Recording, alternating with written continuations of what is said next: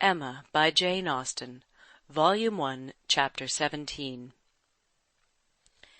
Mr. and Mrs. John Knightley were not detained long at Hartfield.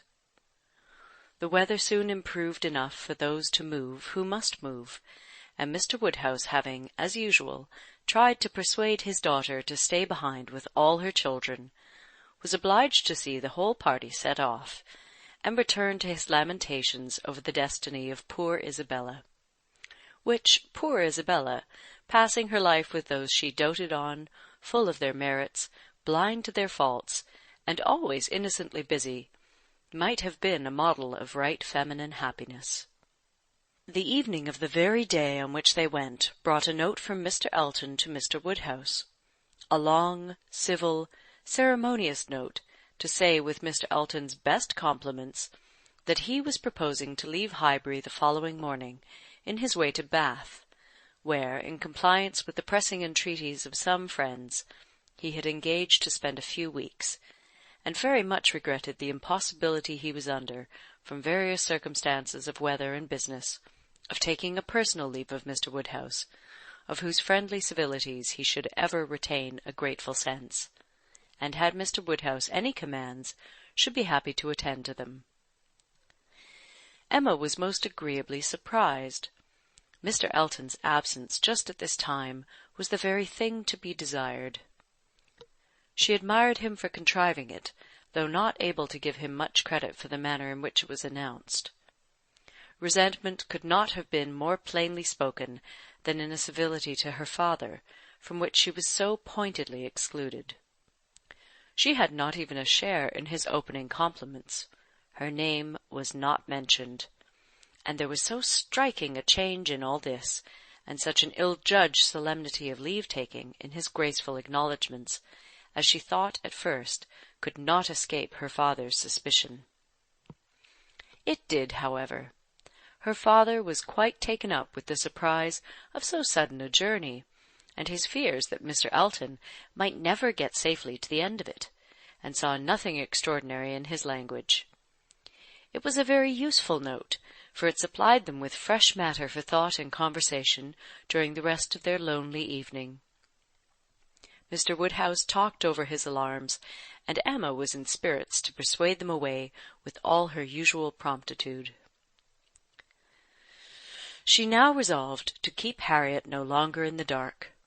She had reason to believe her nearly recovered from her cold, and it was desirable that she should have as much time as possible for getting the better of her other complaint before the gentleman's return.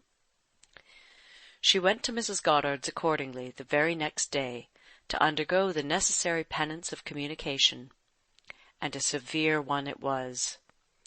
She had to destroy all the hopes which she had been so industriously feeding, to appear in the ungracious character of the one preferred, and acknowledge herself grossly mistaken and misjudging in all her ideas on one subject, all her observations, all her convictions, all her prophecies for the last 6 weeks. The confession completely renewed her first shame, and the sight of Harriet's tears made her think that she should never be in charity with herself again. Harriet bore the intelligence very well, blaming nobody, and in everything testifying such an ingenuousness of disposition and lowly opinion of herself as must appear with particular advantage at that moment to her friend. Emma was in the humour to value simplicity and modesty to the utmost, and all that was amiable, all that ought to be attaching, seemed on Harriet's side, not her own. Harriet did not consider herself as having anything to complain of. The affection of such a man as Mr. Elton would have been too great a distinction. She could never have deserved him, and nobody but so partial and kind a friend as Miss Woodhouse would have thought it possible. Her tears fell abundantly, but her grief was so truly artless that no dignity could have made it more respectable in Emma's eyes, and she listened to her and tried to console her with all her heart and understanding, really for the time convinced that Harriet was the superior creature of the two, and that to resemble her would be more for her own welfare and happiness than all that genius or intelligence could do.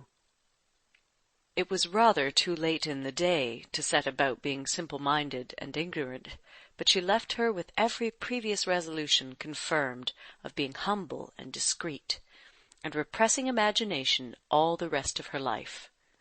Her second duty now, inferior only to her father's claims, was to promote Harriet's comfort, and endeavour to prove her own affection in some better method than by match-making.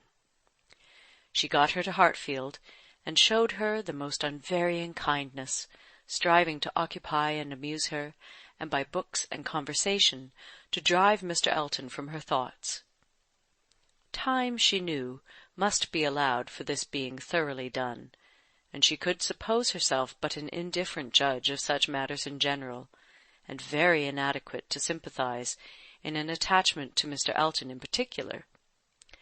But it seemed to her reasonable that at Harriet's age, and with the entire extinction of all hope, such a progress might be made towards a state of composure by the time of Mr. Elton's return, as to allow them all to meet again in the common routine of acquaintance, without any danger of betraying sentiments or increasing them. Harriet did think him all perfection, and maintained the non-existence of anybody equal to him in person or goodness, and did, in truth, prove herself more resolutely in love than Emma had foreseen. But yet it appeared to her so natural, so inevitable to strive against an inclination of that sort unrequited, that she could not comprehend its continuing very long in equal force. If Mr. Elton on his return made his own indifference as evident and indubitable as she could not doubt he would anxiously do, she could not imagine Harriet's persisting to place her happiness in the sight or the recollection of him. Their being fixed, so absolutely fixed in the same place, was bad for each, for all three. Not one of them had the power of removal, or of effecting any material change of society. They must encounter each other, and make the best of it. Harriet was rather unfortunate in the tone of her companions at Mrs. Goddard's, Mr. Elton being the adoration of all the teachers and great girls in the school, and it must be at Hartfield only that she could have any chance of hearing him spoken of with cooling moderation or repellent truth. Where the wound had been given, there must be the cure found, if anywhere, and Emma felt that till she saw her in the way of cure, there could be no true peace for herself. End of Chapter 17. Recorded in Toronto, Ontario, by Moira Fogarty, April 2009.